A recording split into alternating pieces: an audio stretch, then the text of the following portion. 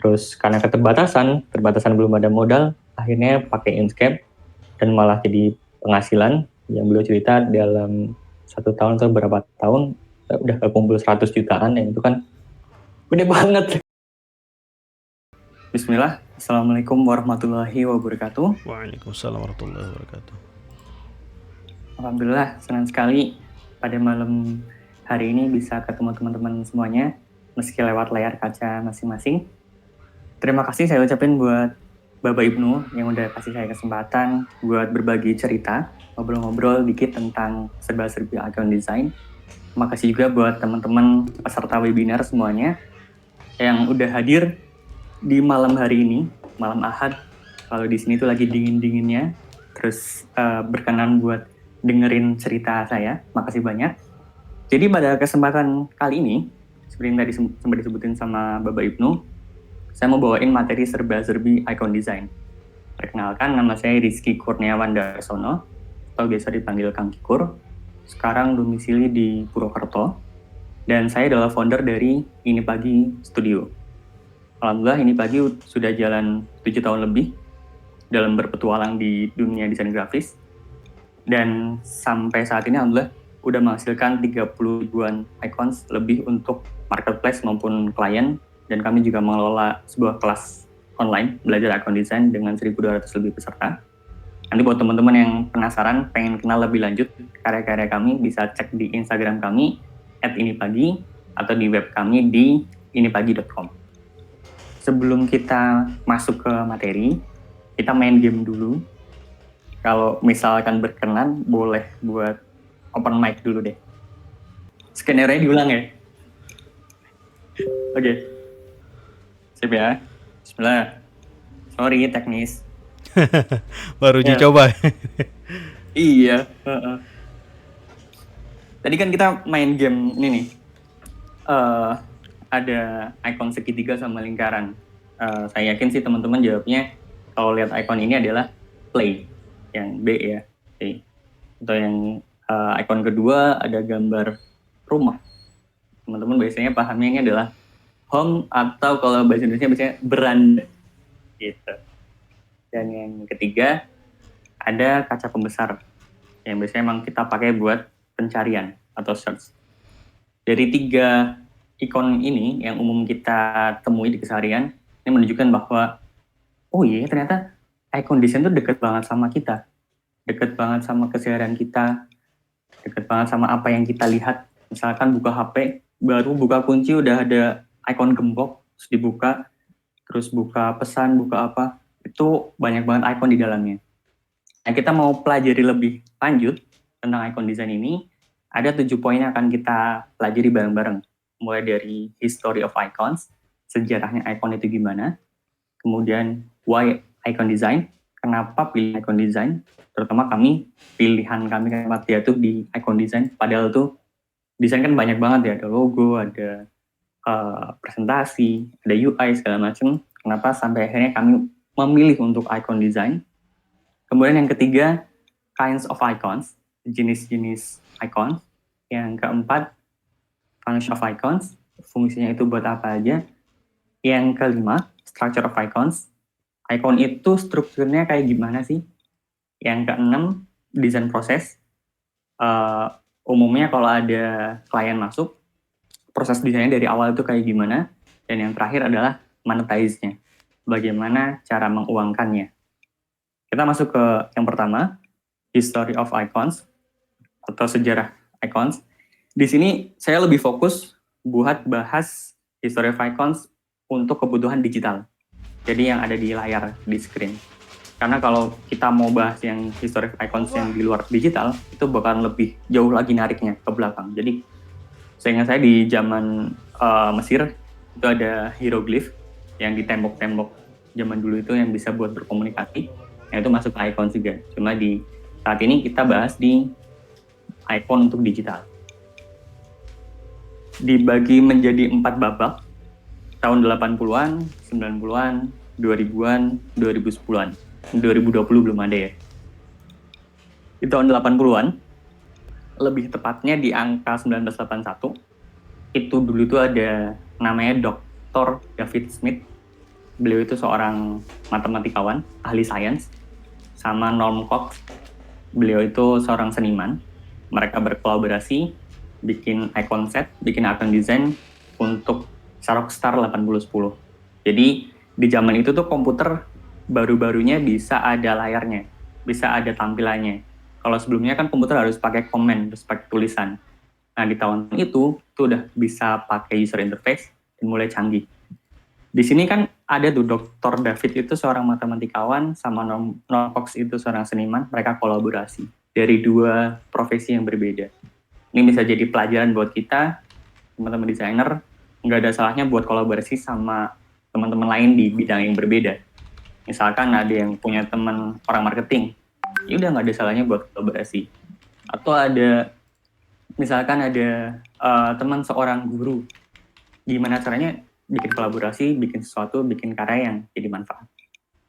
Di tahun ini juga lagi lahirnya Apple Lisa, itu komputernya Apple yang awal-awal, kemudian Macintosh yang pertama, Windows yang pertama. Jadi lawas banget ya, 1980-an. Lalu loncat ke babak kedua di tahun 1990, teknologi mulai maju, semakin berkembang. Dari komputer yang awalnya hitam putih, udah bisa teknologi warna. Dan menariknya, di screen yang masih belum kerapatan, screen-nya belum tinggi, itu mereka udah main shading. Jadi di warna itu udah ada gelap terangnya. Di tahun itu ada tokoh namanya Susan Kare. Susan Kare itu terkenal yang bikin icon set buat user interface-nya Macintosh. Salah satunya yang terkenal itu tombol di komennya Macintosh. Nanti ada gambarnya. Lalu di tahun itu juga ada Windows 3, Macintosh 7, sama ada OS baru namanya Amiga. Lompat lagi ke tahun 2000-an. Ini eranya baru lagi. Kemudian trennya juga baru. Karena teknologi makin berkembang, layar-layar warna juga makin berkembang, trennya juga berubah. Ada glossy, glowing gitu. Ada istilah trend skeuomorphic atau skeuomorphism, yang itu kayak bisa kita lihat di app ikonnya Apple biasanya di Macintosh, yang kayak 3D tapi nggak 3D.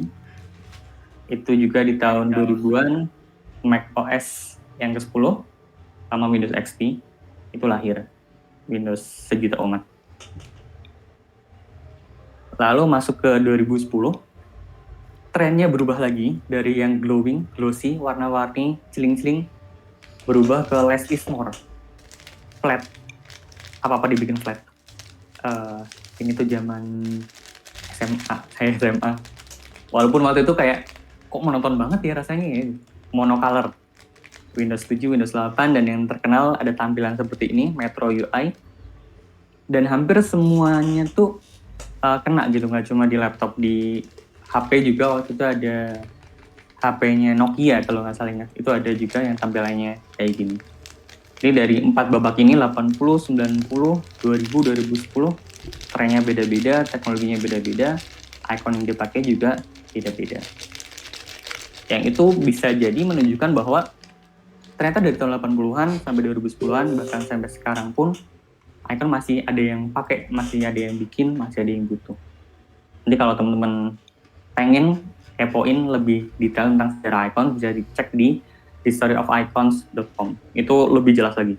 Di scroll aja ke bawah. Walaupun emang di akhir bagian bawahnya itu ada jualan icon, tapi nggak apa-apa lah, ilmunya itu dapat lah.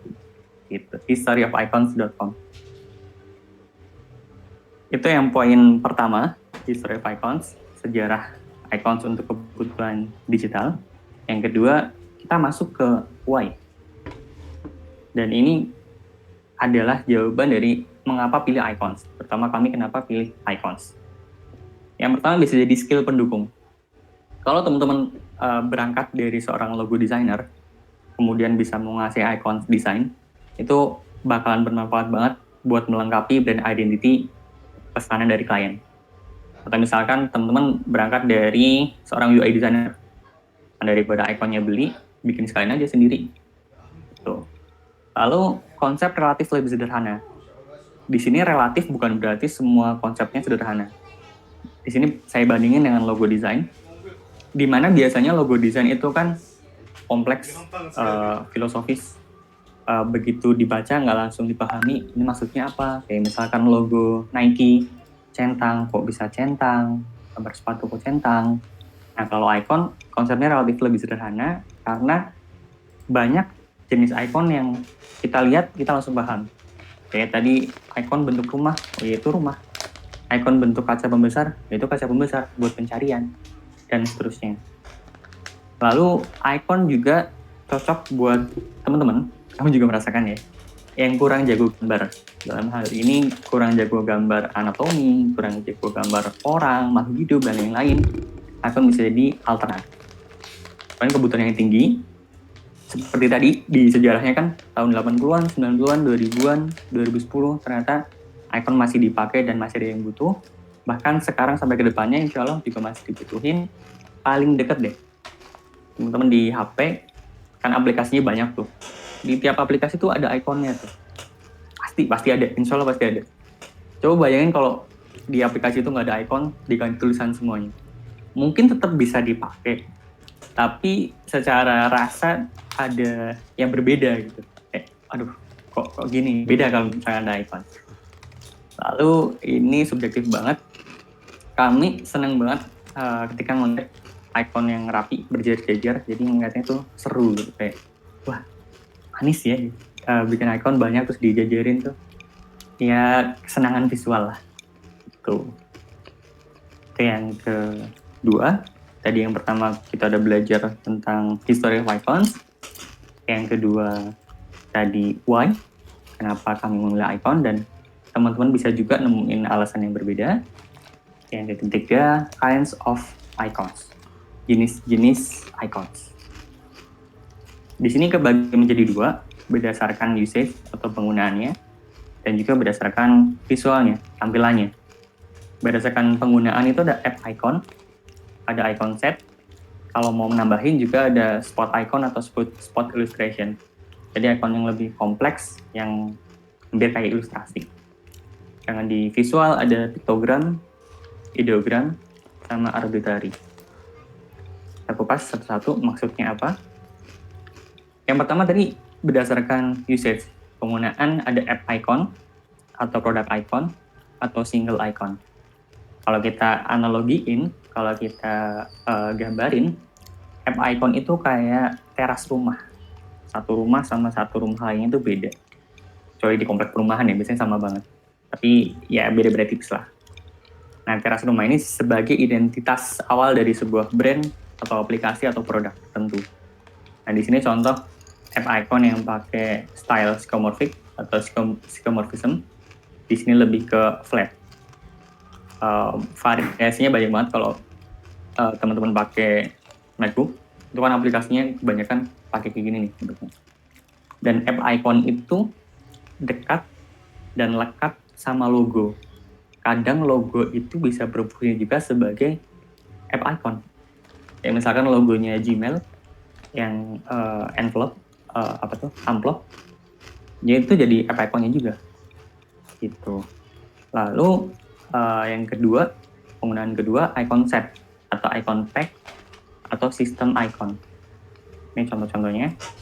Jadi kalau tadi yang app icon itu kayak teras rumah, sebagai identitas pertama, sebagai wajah pertama yang kita lihat, icon set bisa dibilang sebagai ruangan-ruangan maupun furnitur di dalam rumah yang mendukung fungsi biar penghuninya itu nyaman. Kayak contohnya ada kursi, ada meja, ada cermin, ada keran, dan lain sebagainya. Nah, kami di Ini Pagi lebih fokus bikin di icon set atau icon pack atau sistem icon ini. Jadi rombongan bikinnya. Jarang banget cuma bikin satu atau dua. Di rombongan. Itu tadi dua contoh berdasarkan penggunaan, usage-nya. Ini berdasarkan visualnya. Ada piktogram, ada ideogram, sama arbitrary. Piktogram, mudahnya itu teman-teman bisa temukan bentuk nyata di dunia. Kayak gambar pesawat, oh berarti emang ada gambar pesawat, gambar sepeda, gambar mobil, meja, kursi. Emang ada bentuk nyatanya. Sedangkan ideogram, itu berangkat dari uh, ide-ide atau olah pikir yang itu udah menjadi keumuman. Silang, tambah, kurang, centang, dan lain sebagainya yang itu udah kita paham. Oh, kalau tambah ya add atau new. Gitu. Arbitrary bisa dibilang lebih kompleks daripada ideogram karena ya sama, berangkat dari ide atau olah pikir, tapi dia lebih spesial. Contohnya di sini kalau misalkan kita baru lihat, ini maksudnya apa? Oh, ini yang ada di laptop di bagian komen. Oh, setelah kita lama-lama pakai laptop, oh ternyata maksudnya itu buat dipakai kayak gini. Dan ini yang bikin tadi saya sebutin di sejarah di awal tuh Susan Kare. Awalnya tuh Susan itu terinspirasi dari bentuk daun di buku Pramuka yang kalau nggak salah ingat artinya kegembiraan. Kalau nggak salah ingat ya, kalau salah tolong dikoreksi. Susan Kare juga dapat masukan kalau ini bisa dilihat sebagai tampak atas dari sebuah benteng. Jadi kalau arbiter itu kayak filosofis banget. Gitu, benteng di luar negeri ya. Ini nggak ada fotonya sih soalnya sih. Gitu. Nah, di sini saya kasih contoh, paper itu kan masuk sebagai piktogram. Kita bisa lihat paper di dunia nyata, lalu ada tanda tambah, itu sebagai ideogram, paper piktogram, tanda tambah ideogram, mereka juga bisa digabungin. Jadi fungsi yang baru, jadi icon yang baru, yang itu ngebentuk perintah-perintah yang baru juga. Ya, misalkan kertas ada tanda tambahnya bisa kebaca new file atau new document atau add file. Itu bisa diolah-olah. Yang ketiga tadi, kinds of icons. Yang keempat, function of icons. Karena ketika kita mendesain sesuatu, sangat baik ketika kita tahu sesuatu itu mau buat apa sih. Jangan sampai kita mendesain sesuatu yang tak berguna. Nah, icon itu banyak gunanya. Bisa buat user interface, di HP, di komputer, di mana-mana yang butuh user interface. Lalu buat presentasi, contohnya di presentasi ini juga ada icon. Buat print, di bagian cetak-cetak, di environment, di lingkungan sekitar, di infografis juga bisa, dan lain-lain sebagainya, yang mungkin nggak bisa saya sebutin semuanya. Lalu di presentasi, icon yang diaplikasiin di presentasi, itu juga bakal memudahkan pembawa presentasi, pembawa materi, menyampaikan sebuah pesan kepada penerima. Atau mudahnya misalkan guru mempresentasikan sesuatu buat muridnya, murid juga jadi lebih mudah buat menerimanya. Misalkan semoga di sini kelihatan ya. Di slide ini kelihatan 25% terus ada gambar laptop versus gambar HP 55%. Ada ikon-ikon yang mana ini semakin cepat buat dipahami. Oh, maksudnya perbandingannya penggunanya lebih banyak si HP daripada kita pakai kalimat perbandingan penggunaan laptop 25% dibanding HP 50%, itu kan jadi panjang banget. Nah, ini bisa mempercepat pesan itu sampai ke pendengar, ke audience. Terus juga icon bisa dipakai untuk print, keperluan cetak-mencetak. Di sini contohnya buat packaging yang lebih deket lagi deh. Kalau kita lihat kardus aqua atau sejenisnya ya, di bagian atasnya itu ada 6 atau 8 icon yang menunjukkan, oh kardus ini jangan ditumpuk terlalu banyak, maksimal 8. Oh kardus ini jangan deket-deket bau tajam, saya gambarnya durian. Kardus ini jangan ditendang, dan lain-lain. Itu kan icon deket banget sama kita. Atau yang suka pesan makanan online, pakai ojol ya. Di kardusnya itu kadang juga ada delivery seberapa cepat, terus gimana cara menikmati makanannya, dan lain-lain. Itu icon untuk keperluan dicetak, di packaging. Yang ini juga sebenarnya bisa untuk di poster-poster cetak ya. Kalau akan ada acara-acara, paling sering kita temuin di misalkan pembicara, ikonnya gambar orang, terus akan siapa, bulan, tanggal, gambar kalender, tanggal berapa, dan seterusnya. Lalu ini juga contoh icon yang dicetak. Jadi ada produk namanya iconspeak.word, ini webnya ya. Cuma saya kemarin ngecek itu lagi nggak bisa diakses karena mereka katanya lagi maintenance dan mau bikin produk baru. Jadi konsepnya ini, IconSpeak ngecetak ikon-ikon yang sering dipakai untuk berkomunikasi dan memudahkan turis berkomunikasi ketika berada di luar negeri. Sebenarnya gini, saya asli Indonesia, pengen ke Jepang misalkan. Jepang, bahasa Jepang saya terbatas banget, terbata-bata. Mau cari bis, mau cari haltenya dong.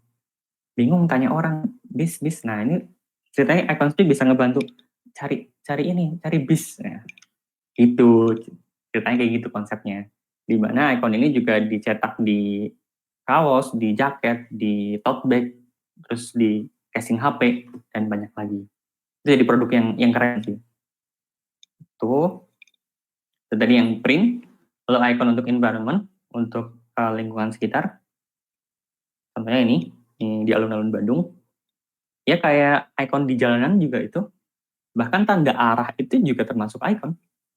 Coba kalau dibayangin pintu utama, ini nggak pakai icon apapun, pintu utama ke atas, tulisan gitu, pintu utama ke atas, perpustakaan ke kanan. Ya bisa, tapi orang bakalan lebih lama buat memproses itu. Kanan, oh kalau ada arahnya bakalan lebih cepat, maksudnya ke sana, ke sini, dan seterusnya. Nah, icon juga bisa dipakai untuk infografis, kurang lebih fungsinya sama kayak icon untuk presentasi, menunjukkan data, dan mempercepat informasi buat disampaikan juga. Dan itu tadi fungsi-fungsi icons. Ada juga fungsi yang belum saya sebutin, yang saya baru tahu belum lama ini. Jadi waktu itu ceritanya ada orang kirim email ke ini pagi, tanya mau beli icon yang udah pernah kami bikin. Mereka bilang tertarik karena iconnya katanya bisa dipakai buat bagian atas dari email promosi. Apa ya, letterhead ya kalau nggak salah namanya ya. Terus saya baru nyadar, oh ternyata icon bisa dipakai kayak gitu juga ya. Gitu. Oke, baru tahu info itu. Jadi jangan-jangan kalau kita explore lagi, nemu lagi, oh kan bisa dipakai buat ini, buat itu, segala macam. Gitu. Terus kita masuk ke strukturnya, structure of icons. Lagi-lagi dalam hal ini, fokus di icon set atau sistem icon. Ini banyak angka-angka, ada Android, ada iOS, ada Windows. Ini kan ada angka-angka, maksudnya 48 pixel kali 48 pixel, launcher berarti di bagian atas, dan seterusnya. Berarti kan ternyata beda penggunaan, itu beda ukuran yang dipakai. 16 pixel kan kecil banget. Itu ya, jadi banyak banget ukuran yang bisa dipakai. Nanti kalau teman-teman mau tahu lebih detail tentang angka-angka tadi, bisa cek di iconhandbook.co.uk. Ini tulisannya John Hicks. Jadi ini lebih komplit lagi. Kalau teman-teman pengen tahu icon itu kayak gimana penggunaannya dan sejarahnya segala macam, ada di sini. Silahkan cek aja iconhandbook.co.uk. Ada yang versi digital juga. Kalau tertarik yang fisik, saya juga ada. Nah, struktur icon contohnya kayak gini. Saya di sini ngeliatin icon ukuran 24 kali 24 pixel. Jadi kalau di nyata tuh kecil banget, 24 pixel. Di sini ada 2 pixelnya itu buffer atau jarak aman, safety zone dari tepi artboardnya, tepi frame-nya. Dan yang garis merah ini guides atau grid-nya yang ngebantu kita ketika bikin icons, itu mau icons lagi tidur, horizontal, vertikal, lingkaran, segala macam, ketika dijajarin bisa tetap kohesif atau konsisten bentuknya. Nggak ada yang terlalu besar, nggak ada yang terlalu kecil, nggak ada yang terlalu kurus. Itu dibantu sama guides, sama grid ini. Nah, ini yang tadi. Nah, ukurannya segini. Ini contoh. Nah, ini kalau misalkan ukuran horizontalnya segini, vertikalnya segini, nah ukuran jadinya segini. Itu contohnya. Terus, salah satu yang menarik kita ulik di icons itu adalah ini. Apa ini? Lingkaran sama kotak. Jadi ada kotak sama lingkaran ini yang kelihatannya lebih besar kotak. Padahal secara angka mereka ukurannya sama, 400 pixel sama 400 pixel. Nah, solusinya gimana? Salah satunya digedein atau solusinya dikecilin. Di sini solusi yang diambil adalah lingkarannya diperbesar sedikit. Jadi selisih sedikit, ukurannya bisa lebih konsisten, kohesif. Nah, itu yang nantinya mendasari ketika orang bikin guide atau grid untuk sebuah icon set. Nah, kayak gini. Ternyata beda 50 pixel kasih efek yang lumayan. Ini namanya optical effect, efek optis, ilusi optik segala macam lah, gitu-gitu namanya. Nanti cari aja optical effect. Karena nggak cuma berlaku di lingkaran sama kotak, di segitiga segala macam itu juga ada. Nah, ini contohnya. Ini adalah guides dari Google Material. Mereka tuh punya icon set dan mereka bikin sangat detail. Detail panduannya. Jadi kalau kotak ukurannya 18 kali 18, kalau lingkaran ukurannya 20, ya kan? Kenapa lingkarannya nggak dibikin 20? Nah itu, biar mengurangi optical effect-nya tadi. Kemudian kalau vertikalnya segini, 20 kali 16, kalau horizontalnya segini. Nah, itu yang ngebantu mereka bikin icon set untuk material desain itu sangat kohesif. Jadi bisa dibilang dari ratusan bahkan mungkin ribuan icon ini pas gitu, nggak ada yang kegedean, nggak ada yang kekecilan. Karena salah satunya bantuan ini, bantuan guides yang mereka buat itu. Terus juga di icon design itu ada istilahnya pixel perfect. Karena di aplikasi di layar, di screen itu isinya adalah kotak-kotak kecil-kecil, pixel. Di sini contohnya ada sebuah icon folder ada tanda tambahnya. Pixel perfect itu ketika setiap objeknya, terutama untuk yang vertikal sama horizontal itu tepat berada di pixelnya, itu bakalan smooth, bakalan rapi. Tapi ketika angkanya itu koma-koma, dia bakalan sedikit ngeblur. Kayak gitu. Dan skill buat bikin pixel perfect icon ini bisa dibilang skill dasar yang sebaiknya seorang icon designer itu punya. Karena dia punya cerita beberapa tahun yang lalu ada email masuk yang mengaku dari salah satu anak perusahaan dari Nokia. Nokia. Saya lupa namanya mereknya tuh.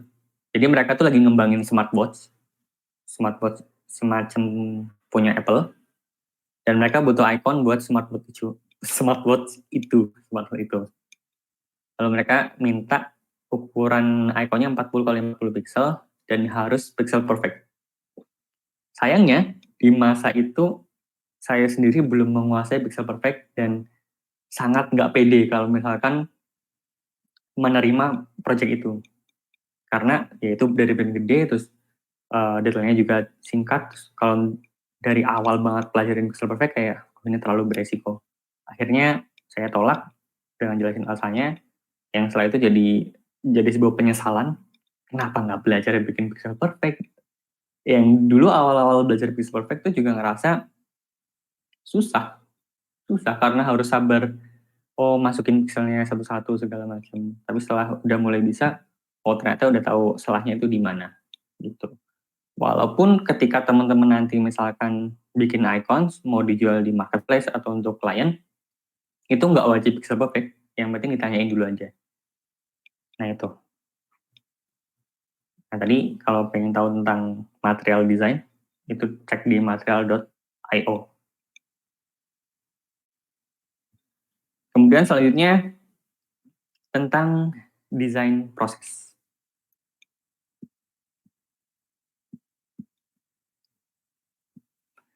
Ini proses mendesain icon. Kayaknya kurang lebih sama sih kalau bikin logo atau bikin desain lainnya, mulai dari brief, riset, sketsa, vektor, revisi kalau ada, lalu finishing buat dikirim ke klien. Contohnya ada brief masuk, ceritanya di sini, ini nggak harus dibaca semua nggak apa-apa. Ada orang butuh redesign 100 icons tentang fotografi, kemudian mereka kasih penjelasan teknis segala macam. Terus mereka minta rounded dan seterusnya. Ini brief udah lumayan nih, bahkan kalau ada yang lebih detail tuh 100 ikonnya tuh disebutin, 100 ikonnya tuh apa aja, setiap ikon dikasih penjelasannya. Itu yang lebih detail tuh kayak gitu. Kemudian dikasih referensinya juga. Setelah itu riset, ya paling mudah riset di zaman digital ya lewat internet, lewat Pinterest, lewat namanya thenounproject.com. Itu juga ada situs-situs buat jualan icons. Lewat Google, lewat Dribbble, dan banyak lagi. Kalau mau, waktunya luang juga bisa jalan-jalan sebentar buat riset di kehidupan sekitar. Misalkan lagi riset tentang fotografi, nggak ada salahnya main ke toko kamera. Main kan nggak harus beli. Gitu. Terus sketsa segala macam. Sketsa ya dilaporin dulu. Kalau emang perlu, kalau nggak langsung vektor aja.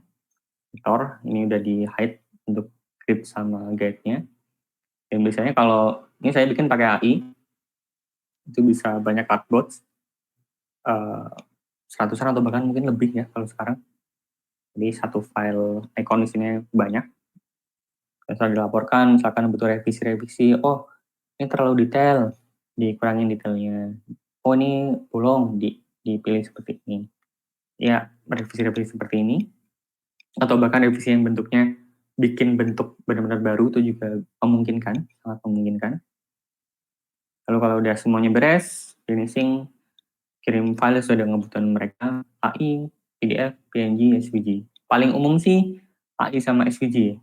Karena SVG nanti jadi satu icon, satu file SVG, biasanya transparan, maksudnya nggak ada background warnanya, dan langsung bisa diaplikasiin di website maupun di aplikasi. Itu desain prosesnya. Lalu yang terakhir adalah monetize-nya. Bagaimana cara menguangkan akun desain, akun yang kita bikin. Saya membaginya menjadi 4, lewat klien, lewat marketplace, lewat microstock, maupun new platform. New platform ini bisa dibilang produk. Nanti saya jelasin. Lewat klien, baik kita bikin online portfolio maupun lewat job marketplace. Online portfolio ada Dribbble, ada Behance, Kreavi, Instagram dan Facebook pun bisa dipakai. Alhamdulillah kami di Ini Pagi pernah dapat klien dari Dribbble, dari Behance, dari Instagram juga pernah. Baik dari klien dari Indo maupun dari luar. Alhamdulillah. Kemudian job marketplace, kalau di sini kita yang kasih penawaran ke klien yang emang lagi buka kebutuhan, oh ada klien A butuh icon design, nah kita kirim penawaran ke mereka. Ada Upwork, ada freelancer.com, ada people per hour, 99 design, itu ada juga. Ada fiverr.com juga. Kalau marketplace, contohnya ada Icon Vendor, Icon Scout, UI8, Creative Market, sama Graphic River. Marketplace ini terutama yang spesifik jualan untuk icon, di Icon Vendor sama Icon Scout.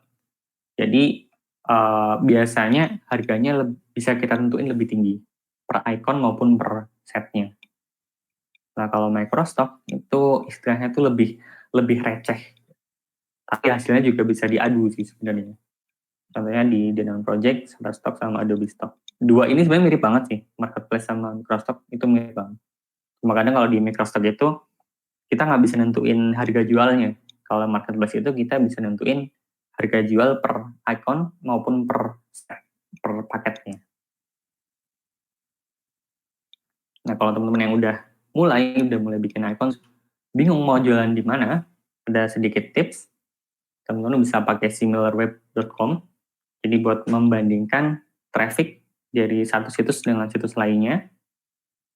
Contohnya di sini saya buka iconvendor.com.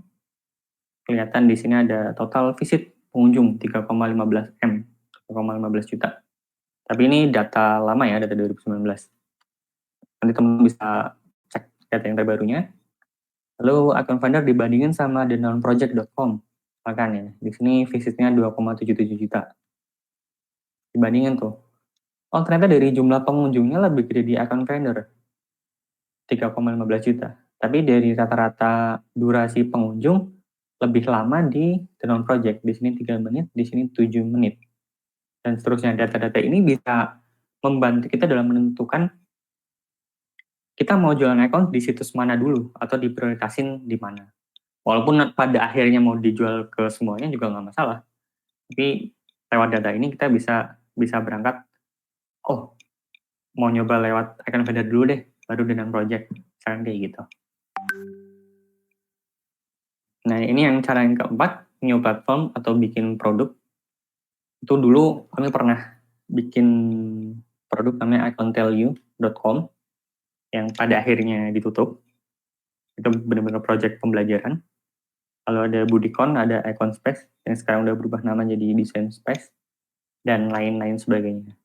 Jadi new platform ini perseorangan atau tim, mereka bikin icon di situs sendiri, dijual sendiri.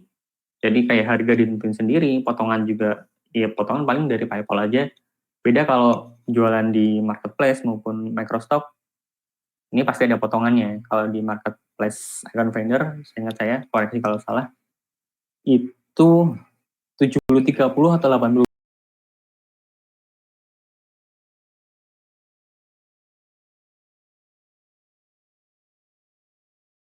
Misalnya buat si marketplace-nya. Nah, kalau di new platform atau produk sendiri, kita yang tentuin. Jadi kayak benar-benar untungnya lebih besar, cuma memang tantangannya juga lebih besar. Nggak semudah di jualan di marketplace. Karena di sini benar-benar kita nentuin trafficnya tuh dari mana, pengunjungnya ramenya tuh dari mana, kita pintar-pintar di situ juga. Salah satu tipsnya bisa kalau nantinya teman-teman bikin produk, di upload ke Product Hunt. Nah dulu Icon Tell You itu juga dimasukin ke Product Hunt, alhamdulillah sempet rame di awal-awal, sampai akhirnya akhirnya kami putuskan buat disuntik mati aja, gitu. Nah, ini kan bisa dibilang materi ini tuh materi singkat aja. Kalau teman-teman pengen belajar icon, dari mana? Banyak, sebenarnya di internet tuh banyak banget. Yang gratisan di iconutopia.com. Jadi ada orang luar negeri namanya Justas, itu bikin blog iconutopia.com. Di Justas ini sering banget nge-share artikel tentang bagaimana menjadi icon designer. Dia juga punya buku, e-booknya, baik yang gratisan maupun yang berbayar, bisa dipelajarin di situ. Sangat membantu. Lalu ada juga intro to icons.com. Di sini spesifik icons yang mau dibuat itu pakai tools AI atau Sketch. Di situ semua dijelasin lewat video pendek-pendek yang sangat ringkas menurut saya. Cocok buat pemanasan kalau mau mengenal icons. Lalu ada juga di Hobbit. Jadi produk kami di kelas online belajar icon design. Kalau nanti teman-teman penasaran di inipagi.com/Kobid, KOBID. Dan pada kesempatan kali ini, teman-teman bisa pakai kode BABA IBNU buat dapetin diskon 60% di Kobid. Jadi kalau nanti teman-teman buka inipagi.com/Kobid, masukin kode BABA IBNU, biar dapetin diskon 60%. Seperti itu materi untuk malam hari ini. Terima kasih teman-teman. Buat teman-teman Kobid yang mungkin lagi ikut, ya ini materinya seperti kayak di Kobid. Buat teman-teman yang sebelumnya pernah juga ikut webinar atau seminar, kurang lebih juga pernah saya sampaikan, jadi kayak murojaah ya. Waktu dan tempat saya kembalikan ke Mas Ibnu, Bapak Ibnu, silakan. Oke, terima kasih atas materi yang disampaikan. Bagi teman-teman, mungkin ada yang mau bertanya secara langsung kepada pemateri? Lewat teks boleh atau lewat suara juga Ada yang mau silakan. ngomongin langsung. Ayo silakan, Mas Zek.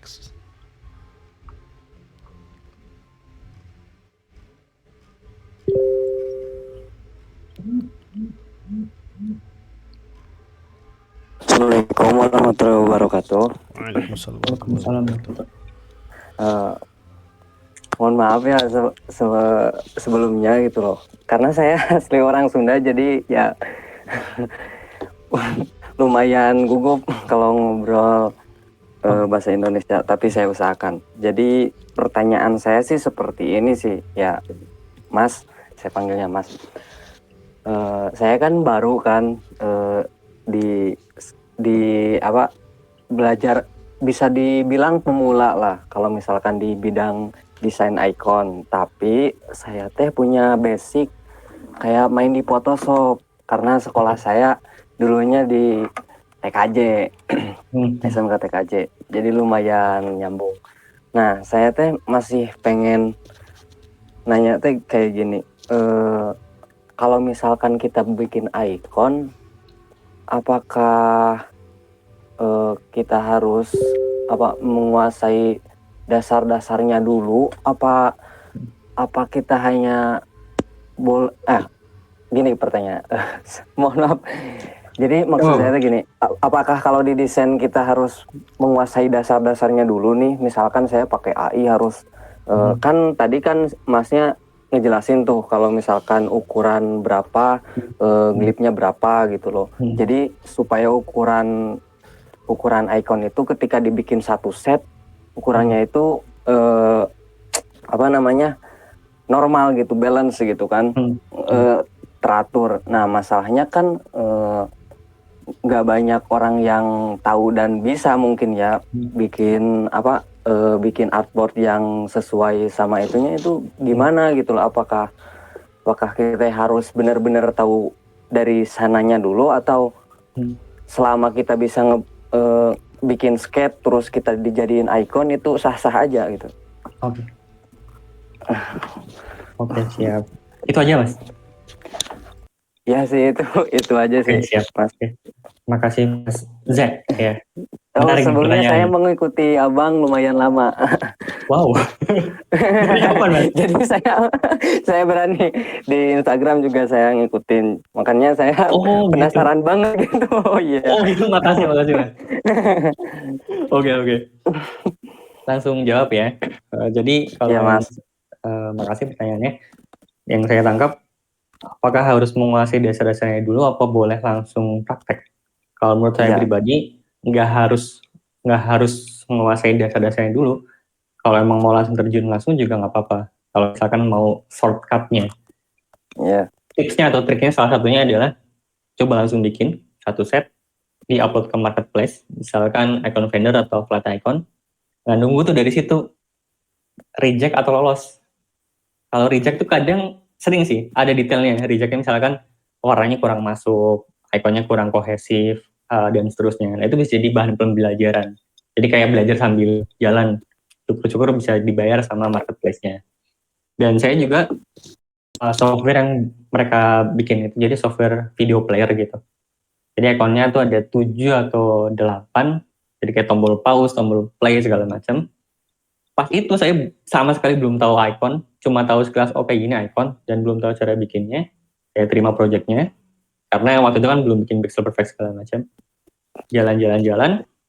Yang menariknya, pas lagi eksplorasi bentuk tombol play, kan tombol play itu segitiga ya, kelihatan nggak ya? Tombol play segitiga ya? Kelihatan Mas. Ya. Nah, saya tuh awalnya tuh dibikin kayak ala-ala Illustrator segala macam gitu, tombol play-nya kayak meliuk-liuk segala macam. Mereka bilang nggak usah, segitiga aja tapi sedikit rounded.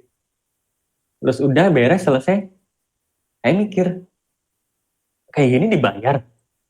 Padahal aku juga masih belajar gitu. Terus, berarti jangan-jangan banyak orang yang butuh kayak gini juga. Bahkan sesimpel-simpelnya tombol play, tombol record cuma lingkaran Mas, dibayar Mas. Bikin lingkaran yang menurutku sana juga bisa gitu. Oke, terus akhirnya ya dari situ, dari yang nyoba-nyoba dulu, akhirnya sambil jalan praktek, sambil jalan pelan-pelan pelajarin teorinya. Jadi tahu kayak, ada pixel perfect, ada ukuran icon tuh beda-beda, dan segala macam rupanya. Kayak gitu Mas. Jadi nggak wajib dari dasar banget pelajarin teorinya. Kalau mau langsung praktek, apalagi tadi Mas Zack juga udah nyebutin bisa tools Photoshop atau lain-lainnya, nggak ada salahnya langsung terjun aja. Gitu. Itu sedikit menenangkan gitu, karena saya makasih loh Mas. Sama-sama Mas. Jarang-jarang kan saya bisa langsung ngobrol dengan co-founder ini pagi, soalnya saya cuma ngikutin doang di sosmed. Sebenarnya tanya aja nggak apa-apa. Ini juga belum lama ini baru aktif sosmed lagi sih, yang IG pribadi gitu. Iya. Tanya Iya. aja nggak apa-apa. Ya Mas, Gitu. makasih loh Mas. Sama-sama Mas. Makasih ilmunya juga. Iya. Ini mau yang lewat suara dulu atau lewat chat? Mas Aditya Rahadian, materinya di share dong. Nanti ya, insya Allah ya. Terima kasih buat pengingatnya secara materi. Mas Wawan Purwanto, icon yang di-upload dalam project bisa upload ke Microsoft lain? Insya Allah masih bisa. Selama kita nggak ada kontrak sebagai eksklusif designer, insya Allah masih bisa. Kecuali kalau di kontrak sama di dalam project, Mas Wawan, tolong bikin icon buat di dalam project dong. Nah, kalau yang khusus kayak gitu nggak boleh di-upload ke marketplace lain. Tapi kalau misalkan nggak ada kontrak, kontributor umum ya, desainer umum, insya Allah boleh. Kayak misalkan bikin satu set, di-upload ke dalam project, akun vendor, akun Scott, silahkan. Mas Tonohiri, Mas mau nanya. Nah ini, menarik nih. Icon kan udah banyak sekali. Kalau kita bikin baru, gimana dapetin idenya? Karena icon sebenarnya hampir sama semua bentuknya. Karena banyak sekali icon yang sudah beredar. Nah itu, tantangannya kan icon emang banyak banget bentuk generiknya. Kayak tombol play aja. Di sini kalau ada yang tahu silakan. Simbol apa atau bentuk apa yang melambangkan play selain segitiga? Selain tombol segitiga ke arah kanan ya, ke arah kanan. Itu juga susah nemuinnya kan. Paling nggak dari yang kita udah generik, oh tombol play segitiga. Tinggal kita mainin di apakah segitiganya itu lancip, apakah segitiganya membulat, atau dikasih frame kotak atau lingkaran, itu ekspornya di situ. Atau misalkan bentuk segitiganya garis dikasih bentuk warna aksen biru, aksen kuning, dan segala macamnya, itu juga bisa gitu. Itu sih. Dan memang bener banget rawan icon yang kita bikin mirip atau sama bikinan orang lain.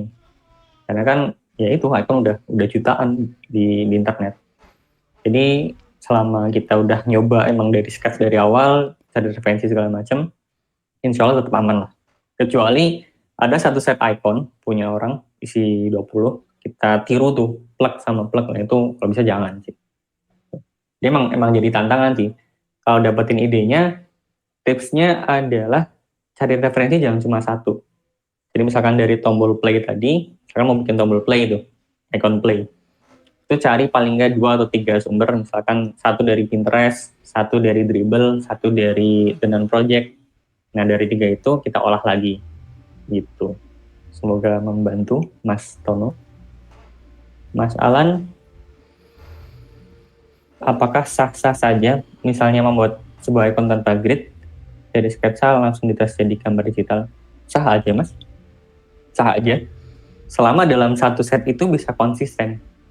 Maksudnya guides atau grid tadi kan sebenarnya hanya untuk garis yang membantu, membimbing kita gimana biar icon tuh nggak ada yang kegedean, nggak ada yang kekecilan. Kalau ternyata udah lihai nih, udah bisa, oh feelingnya dapet, ya sah-sah aja gitu.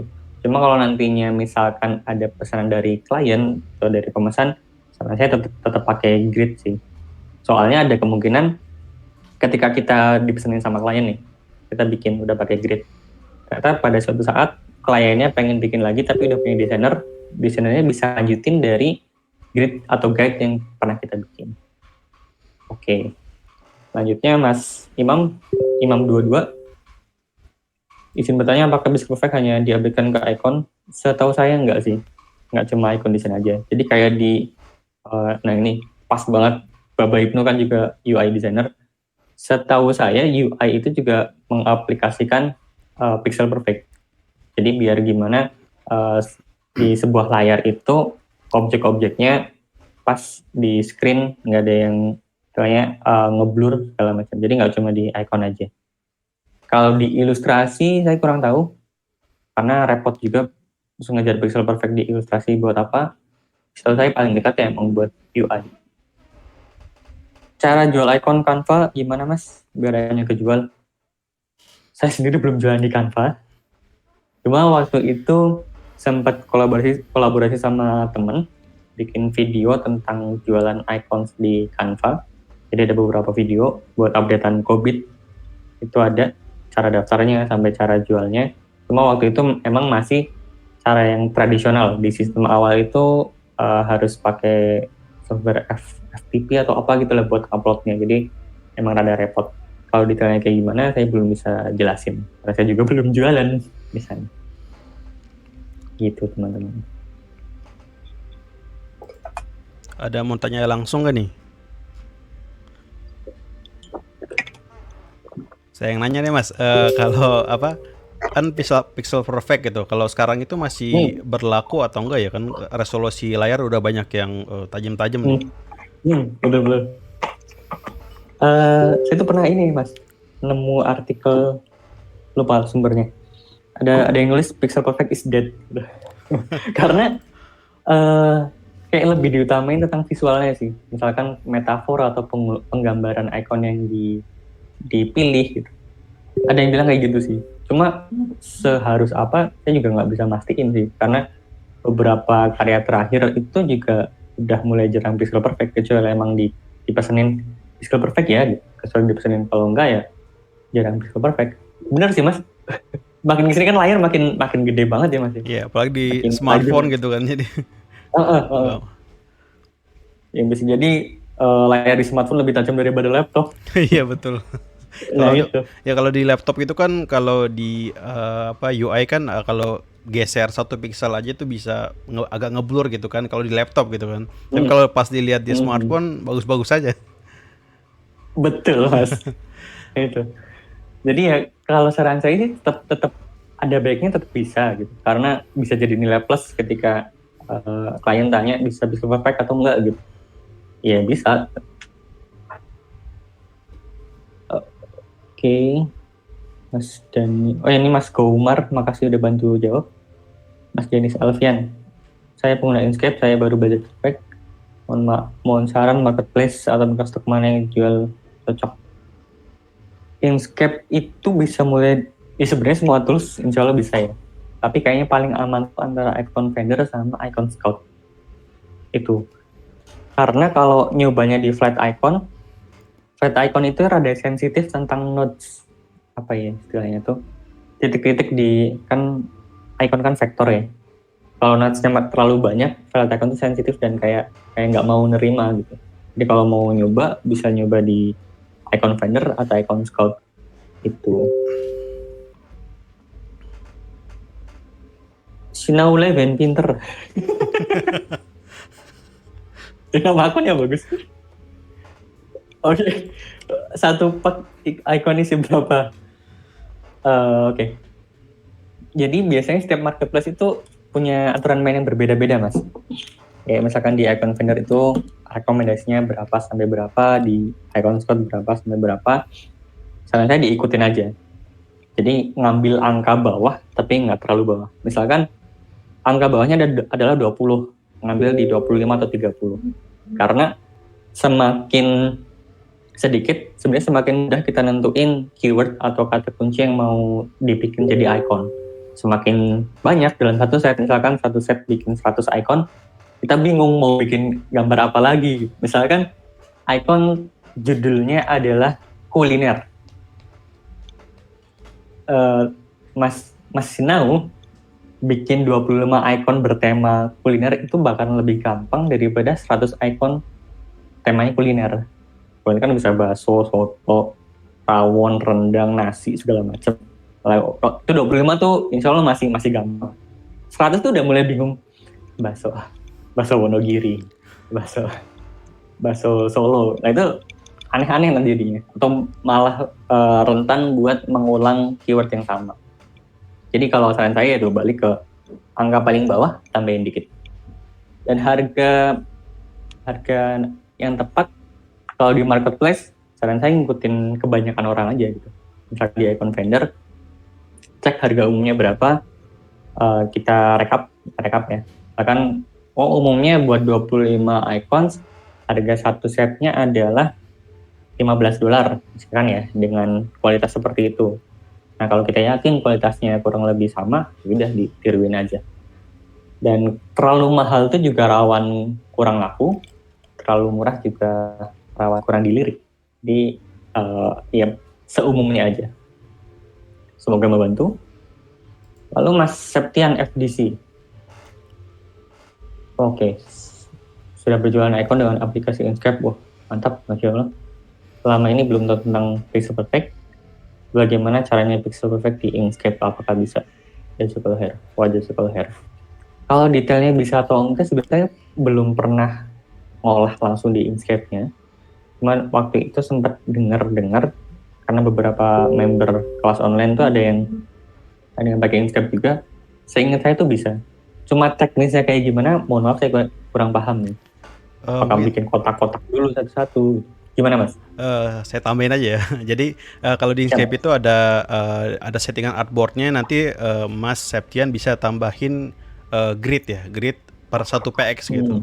Jadi nanti nah itu ada kotak-kotak langsung kayak yang tadi Mas Rizky tampilin gitu. Tinggal di snap aja mengikuti skema yang udah dibuat. Ya, makasih tambahnya Mas. Jadi dibikin satu-satu. Mas Aji, gimana caranya bisa kejual di Instagram? Apa bikin hashtag khusus atau gimana? Misteri, sebenarnya misteri. Kayak saya jujur belum bisa jawab gimana ya. Bukan karena rahasia ya, tapi karena emang saya belum tahu gimana skemanya. Jadi kayak awal bulan kemarin alhamdulillah dapat klien dari Instagram, dari Indonesia, dari Bandung, yang itu bikin ilustrasi gitu. Saya tanya, kok tahu ini pagi? Cari-cari aja nemu ini pagi. Itu. Dulu pernah juga ngegarap buat brand namanya Hijab, HIJUP. Itu juga tiba-tiba aja komen di salah satu postnya ini pagi. Terus waktu itu kami juga ngobrol-ngobrol lanjut lewat email, lewat DM. Saya ini jalan gitu. Jadi kalau tips atau triknya gimana, yang pastinya saya kurang tahu sih. Mungkin hashtag berpengaruh, mungkin juga follower pengaruh juga, atau kayak dulu saya pernah tahu, misalkan kita kalau konteksnya di logo, bikin logo desain, upload ke Instagram, nge-tag akun-akun yang sering repostin logo, itu juga ngebantu buat dilihat sama calon klien. Tapi kalau cara pastinya belum tahu. Saran saya coba ikut namanya kelas Melek Marketing. Itu bagus banget secara detailnya. Saya juga sebenarnya udah ikut lama, cuma lagi pelajarin lagi pelan-pelan. Itu Mas Aji, semoga cukup membantu. Mas Alif, halo Mas Alif, lama nggak ketemu. Assalamualaikum, waalaikumsalam. Kang, desain Icon dengan aplikasi free bisa? Adakah rekomendasi softwarenya? Inkscape Mas, Inkscape. Jadi tuh ada beberapa peserta COVID yang emang pakai Inkscape dan punya klien, alhamdulillah punya pemasukan yang stabil dari situ juga. Ada juga emang mungkin karena skillnya udah jago ya, jadi pakai Inkscape, pakai Affinity walaupun berbayar ya, pakai Inkscape tuh jago banget lah. Insya Allah sih Inkscape bisa Mas. Cuma kalau teknisnya gimana sih belum bisa membimbingnya. Mas Sinang, kalau kita jualan Icon, biasanya tipe-tipe file yang kita provide apa? Apakah SVG dan PNG? Kalau jualannya di marketplace, SVG aja udah cukup sih Mas. SVG. PNG itu kalau kita jualnya bentuk 3D. Tapi kalau yang flat gitu, SVG udah cukup. Oh ya, Mas Sinau namanya adalah Yahya. Iya Mas Yahya. Kecuali kalau di marketplace yang sejenis UI8, UI8, itu kan kita jualnya kan satu paket. Ada baiknya kita provide nggak cuma SVG, tapi ada SVG, ada PNG, ada Figma, ada AI, PDF segala macam. Jadi kayak orang beli udah langsung paket komplit gitu. Tapi kalau yang microstock kayak di Icon Finder itu biasanya SVG aja udah cukup.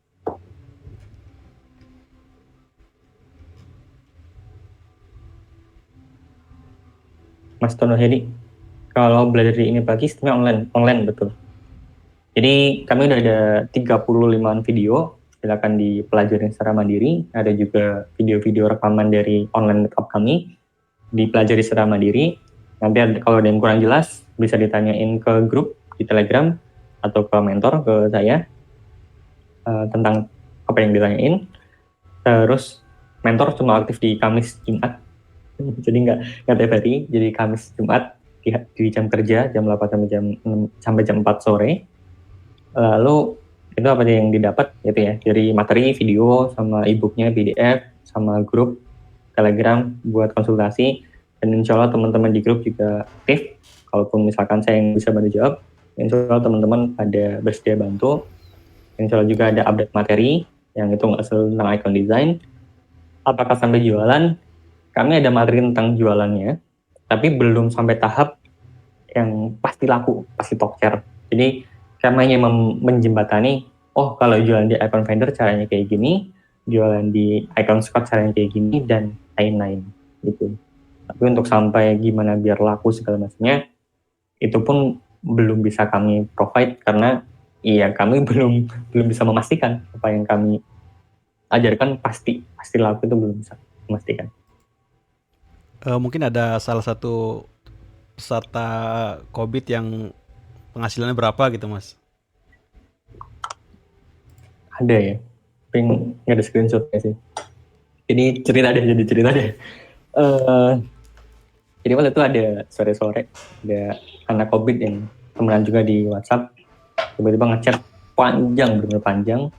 Jadi bilang kurang lebih, Masya Allah ya, makasih Kang udah bikin COVID gitu, karena lewat COVID beliau tuh belajar icon design, terus karena keterbatasan belum ada modal, akhirnya pakai Inkscape dan malah jadi penghasilan yang beliau cerita dalam 1 tahun atau berapa tahun udah kekumpul 100 jutaan, yang itu kan gede banget.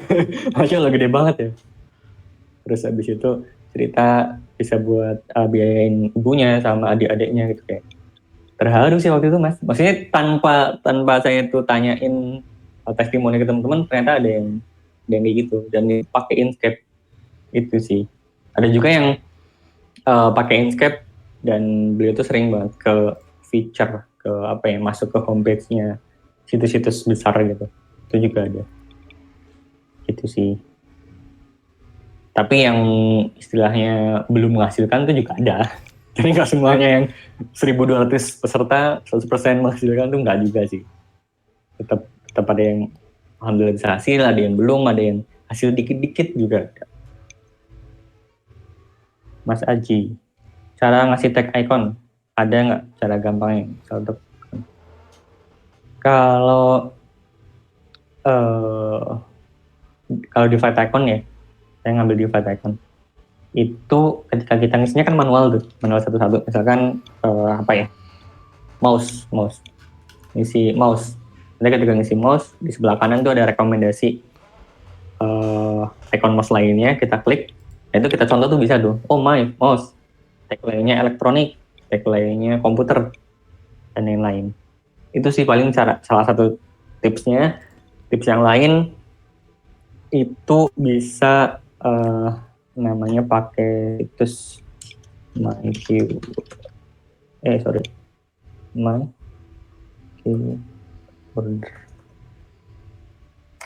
pakai situs ini. Jadi itu ngebantu kita buat cariin keyword yang nyambung sama icon kita. Itu sih. Triknya kalau di icon vendor, namain langsung aja di iconnya, di SVG-nya. Jadi misalkan mouse.svg itu langsung di-rename jadi mouse, elektronik, komputer, dan seterusnya. Dan kalau saya pribadi nggak ngambil sebanyak-banyaknya tag gitu. Jadi kayak cukup akan minimal 3, ya saya ngambil 3 atau 4 atau 5.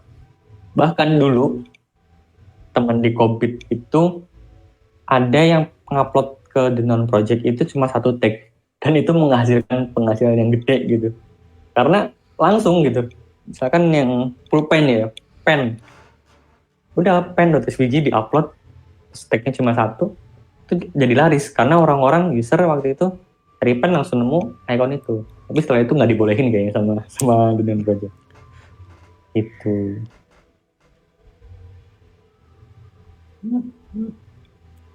Silakan teman-teman, siapa tahu ada yang mau lewat open mic juga boleh. Boleh minta komentar atau saran dari portfolio. Silakan boleh Mas, silakan Mas Denis. Oke, kalau mau share screen ya. Share screen juga boleh. Iya. Di Telegram ada batas ukuran file nggak ya Mas? Ukurannya? Oh, enggak ada. Kirim video 1,5 giga juga masih boleh. Wow. Oke. Ini saya coba share materinya. Oh, ada yang mau share link katanya Mas. Oh, oke. Unlimited Telegram ajaib ya. Mereka untungnya dari mana?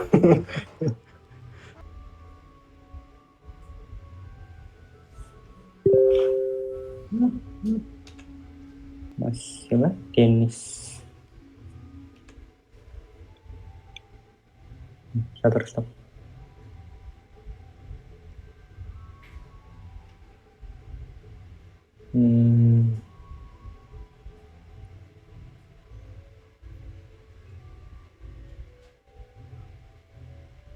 Ini Mas Zulkarnain, makasih infonya. 2 giga ya, gede banget. Oh Mas, ini Mas, siapa tadi Mas Denis Alfian, coba merujuk ke portfolionya Berkah Studio, Mas Eri. Coba buka itu, bisa jadi referensi gimana kalau jualan icons di Shutterstock. Karena saya pun belum pernah ngukur kalau di Shutterstock mending jualan satuan per file gitu atau satu file sekalian banyak icon. Saya juga belum pernah ngukur sih. Itu kalau masukan saya coba di compare sama portfolionya Mas Eri. Jadi kalau yang saya lihat dari Berkah Studio ada yang emang satuan, ada yang dibikin pack. Tuh. Cuma emang yang satuan itu variatif banget. Jadi kayak perbedaannya nggak yang dikit-dikit banget. Nggak mesti yang ikut kursus ini harus yang fokus di icon juga kan Mas ya? Mungkin dia yang berkaitan gitu. Soalnya kan kadang-kadang saya di kantor download icon atau ada di material, kadang-kadang juga ada kategori tertentu nggak ada gitu kan. Ujung-ujungnya bikin sendiri kan. Nah, betul. Iya, jadi mau nggak mau kita harus ngerti juga kan. Itu kayak ada juga temen yang masuk COVID, terus karena udah jago di UI UX gitu ya, terus keterima di salah satu startup, ternyata ikonnya kepake, skillnya kepake buat desain sistem ya, istilahnya ya Mas ya, desain sistem di sana gitu. Terus di situ jadi peninggalan, istilahnya jadi apa ya, peninggalan sebelum pergi ke kerjaan lain, kantor lain gitu. Terus kayak, wah keren juga ya, itu bisa kepake. Atau kayak icon buat logo designer yang misalkan bikin brand identity, itu kalau bisa bikin icon tuh tambah mantap lagi sih Mas. Jadi bisa ngolah sendiri dengan vibes yang sama kayak logo utamanya. Misalkan logo Gojek, terus di dalamnya ada icon setnya, bikin sendiri kan kayak itu keren banget sih. Satu bahasa gitu ya istilahnya. Iya, satu bahasa gitu. Jadi nggak falas. Tadi ada yang mau nanya langsung nih, coba langsung ngomong aja. Cek masuk. Ya sip. Masuk. Selamat malam teman-teman. Selamat. Saya Alvan dari Purworejo. Oke. Siap. Gini Mas, saya mau nanya soal icon finder sih. Itu ada nggak sih misal kayak trik apa gitu? Soalnya saya rasain icon finder dari udah lama banget, udah berapa tahun ya, 2 tahun mungkin. Ya meskipun jarang upload sih, tapi akhir-akhir ini kan sering upload. Itu sepi. Sepi gitu. Sedangkan kalau sama yang lain ya dibandingin sama non project gitu, oke lah. adalah bisa buyout gitu. Tapi kok sepi banget gitu. Maksudnya gitu. Ada nggak sih misal kayak trik itu apa yang harus diperhatikan gitu? Gitu aja Mas. Makasih. Sama-sama Mas. Alvan ya, Alvan karena ini. Misteri ya. Makasih pertanyaannya. Jadi saya jawab pakai cerita aja ya. 2016-17an itu saya tahu Icon Finder tuh karena diundang sama salah satu karyawan mereka gitu. Jadi ada yang nge-DM di Dribbble. Mereka ngajakin, yuk gabung di Icon Finder, nanti kamu dikasih fitur auto approval. Jadi pas itu saya upload apapun langsung diterima tanpa nunggu review berapa hari. Jadi langsung sekarang upload kayak refresh tuh udah keterima. Terus waktu itu saya juga tanya tahun 2016-17an itu ada nggak tips biar icon itu tuh bisa laku. Mereka nyebutin data paling nggak rutin upload minimal tuh icon ada 2000-an. Nah dari situ mulai ada penjualan. Waktu itu ngejar tuh 2000 icon kekejar dan mulai ada kerasa ada pemasukan, tapi emang belum yang tiap bulan tuh pasti payout, pasti ada pemasukan. Sampai akhirnya ya kesel sendiri juga sih Mas. Ini mulai rutin upload malah nggak dapet. Akhirnya di 2018 terakhir ngurusin Icon Finder, terus kami pindah fokus ke Flat Icon akhirnya kan. Terus Icon Finder sama sekali dibiarin aja, dan alhamdulillah masih paling nggak 3 bulan sekali itu masih ada payout tuh bisa. Itu sih. Itu juga obrolan dari teman-teman kopi itu juga banyak merasakan kalau Icon Finder tuh sepi gitu, kalau kata driver nyep ya. Ini mana nih penjualannya gitu. Apalagi mereka sekarang ada produk baru ilustrasi yang bisa jadi ilustrasi lebih diutamain daripada si icon yang biasa. Gitu. Jadi kalau tips atau triknya apa, saya juga belum bisa kasih tahu sih. Makanya belum tahu. Itu Mas, itu belum tahu gimana. Yang menarik itu teman-teman di Kobit ada yang emang penjualannya nggak laris-laris amat, penjualan iconnya nggak laris amat, tapi ada klien masuk lewat situ. Oke, menarik ya. Cuma emang misterinya nggak tahu gimana caranya, Makanya mungkin penting banget buat kita yang berangkat sebagai orang desainer belajar juga tentang marketing, entah digital marketing atau marketing konvensional, biar paling nggak tahu konsep marketingnya secara lah. Atau kalau perlu ya kolaborasi sama orang yang bisa marketing. Itu Mas Afan.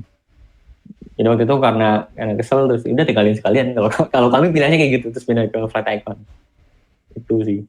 Karena diulik terus kok nggak ada, udah nyoba style baru segala macam. Kok sama aja gitu sih. Karena refnya atau lagi rame-ramenya mungkin beberapa tahun sebelumnya ya. Bahkan ada akun ini begitu sempat ditawar, aku beli itu ada yang sempat nawar gitu. Tapi kami nggak lepas. Tapi temen tuh ada yang lepas akunnya, dibeli itu sempat ada. Jadi sebelum 2017 sebelumnya lah. Itu Mas Alvan. Semoga menjawab ya, membantu sih enggak. Oke, makasih. Ini kira-kira sih udah ada 1.900 ya. Berarti belum 2.000. Belum saatnya. Iya. Ya, coba dulu ya. Kalau perlu coba dulu. Kalau ternyata udah anyep banget ya udahlah. Oke, siap. Makasih Mas. Sama-sama Mas Alvan. Yo, ada lagi yang mau tanya. Dibatasi sampai 21.30 nih. Bismillah. Ya, silakan. Sebelumnya terima kasih kepada Kang Pur dan hostnya ya. Oh iya. Menyambung pembahasan tentang simpelnya sebuah desain itu pasti ada generiknya gitu kan. Ya. Sampai-sampai kita lihat sebuah aplikasi, kita buka terus icon, kita nemuin icon ya kan. Kemudian kita ganti ke aplikasi lain. Loh, ikonnya sama aplikasi sebelumnya gitu. Nah, apakah ada ukuran tentang kegenerikan dalam icon ini? Terus yang kedua, bagaimana hak cipta dari icon itu? Apakah didaftarkan per satu desain atau gimana gitu? Ya, barakallahu fikum. Cukup. Makasih pertanyaannya Mas Ikhwan. Ya. Susah pertanyaannya. Yang pertama tentang adakah ukuran kegenerikan sebuah icon? Ukuran atau kayak apa ya, patokannya saya kurang tahu sih Mas. Tapi kadang kalau satu aplikasi dengan aplikasi lain terlalu mirip atau bahkan sama, kita bisa tahu sumbernya. Misalkan, oh ternyata ini pakai icon dari Google Material. Itu biasanya kelihatan banget sih. Karena khas banget dari Google Material. Atau misalkan icon ngambil dari yang set punyanya iOS, itu juga bisa kelihatan banget.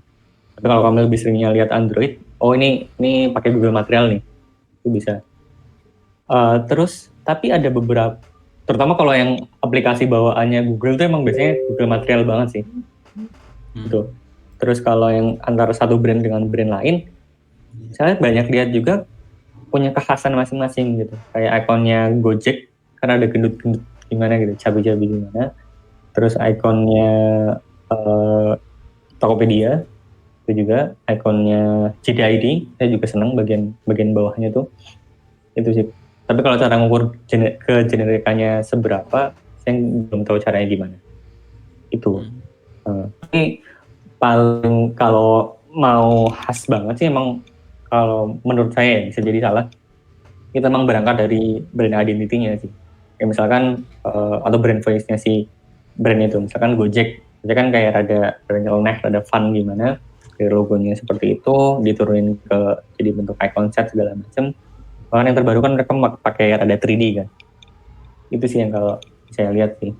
Terus yang kedua adalah adakah hak cipta untuk icons? Saya belum pernah tahu sih Mas. Belum pernah tahu gimana ngedaftarinnya. Cuma kalau ini baru tebakan ya. Misalkan sebuah brand kayak Samsung, mereka punya icon yang khas, bisa jadi itu didaftarin. Saya coba cari referensi. Jadi ada desainer namanya Zack. Bacanya rada susah sih. Zack Rozeski.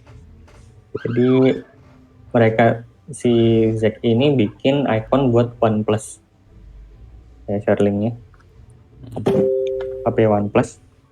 Laptopnya ambruk.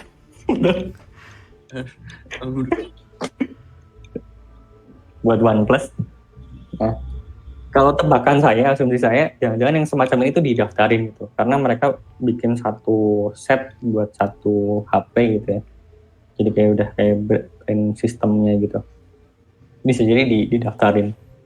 Citayam aja didaftarin Mas ya? Gimana? Citayam Fashion Week aja daftarin ya. Icon bisa lah. Kayaknya bisa lah. Tapi gimana caranya sih saya belum tahu pasti ya. Itu. Oke. Terus itu ya Mas. Semoga menjawab ya. Ini susah sih seriusan pertanyaannya. Terima kasih Kangkur. Barakallahu. Mas Tohiri, Mas mau nanya lagi, di ini pagi depan ada tulisan mari bekerja sama. Itu bagaimana ya? Apakah kita bisa bekerja sama untuk satu job? Insya Allah bisa, kolaborasi segala macam. Jadi misalkan belum lama ada brand di Indo yang lagi ngobrol sih, tapi belum tahu jadi atau enggak, minta kerjasama bikin webinar gitu. Atau ada juga yang minta kerjasama bikin icons buat dipakai di aplikasinya gitu. Atau emang pesan icons, bisa, insya Allah bisa. Jadi kayak misalkan kerjasama Mas Tono yang bikin UI-nya, kami yang bikin icons-nya, ya nggak ada salahnya. Ya jelas mau. Gitu. Ada lagi yang lain? Tinggal 2 menit lagi nih. Udah habis kayak ini Mas. Mungkin pesan-pesan Mas aja gitu bagi yang mungkin baru belajar gitu sebagai penutup. Apa ya? Mungkin semacam saran ya, kalau misalkan teman-teman ada yang ngambil jalan ninja sebagai sound designer, harapan saya sih jangan langsung ekspektasi tinggi gitu. misalkan mau mulai nih, ini kan malam nih jam 9:30, besok pagi langsung mulai pengen jadi icon designer, terus jual upload di marketplace, terus harapannya langsung kaya raya gitu. Bisa bikin jangan pakai ekspektasi kayak gitu. Diimbangin sama belajar skillnya juga, dan kalau bisa juga nggak cuma belajar icon aja, tetap ditambahi skill-skill lainnya. Terutama kalau saya boleh saranin ya di marketingnya itu. Jadi ketika kita bisa bikin desainnya, sebisa mungkin kita juga bisa ngejualnya. Itu mungkin Mas. Oke, berhubung waktu udah 21:29 ya, kita tutup aja Bubble Talks kali ini. Terima kasih Kang Kikor atas ilmu yang sangat bermanfaat. Sama-sama Mas. Ya, semoga kita akan bertemu mungkin di tema yang berbeda dan waktu yang berbeda pula. Saya Bapak Ibnu mohon undur diri. Wassalamualaikum warahmatullahi wabarakatuh. Waalaikumsalam warahmatullahi wabarakatuh. Pamit live dulu ya Mas dan teman-teman semuanya. Assalamualaikum. Waalaikumsalam warahmatullahi wabarakatuh.